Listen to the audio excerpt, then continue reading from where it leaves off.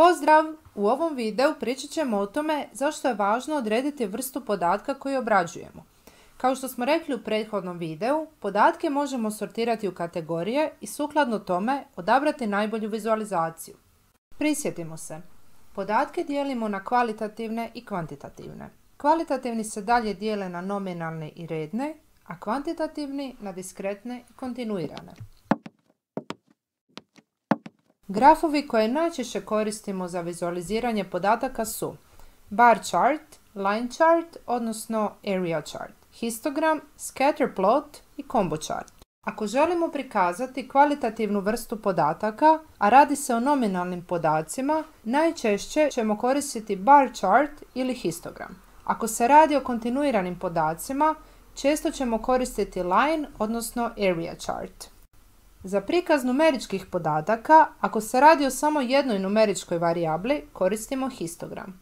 Ako se radi o više njih i ako su podaci diskretni, tad je najbolja opcija histogram ili scatterplot. Ako su podaci kontinuirani, tad koristimo line ili area chart. Također, za kontinuirane podatke možemo koristiti i connected scatterplot.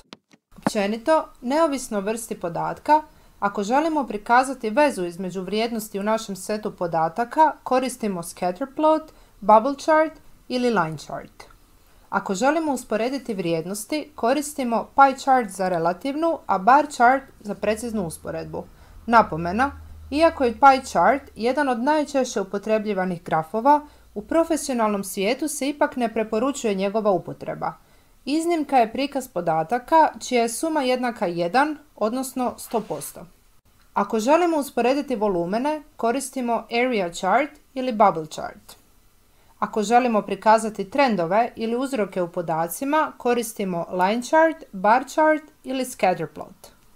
U sve navedeno, važno je znati prepoznati vrstu podatka i prema nekim drugim karakteristikama, kao što su strukturiranost i veličina skupa podataka, međusobna povezanost podataka unutar istoga skupa i sl.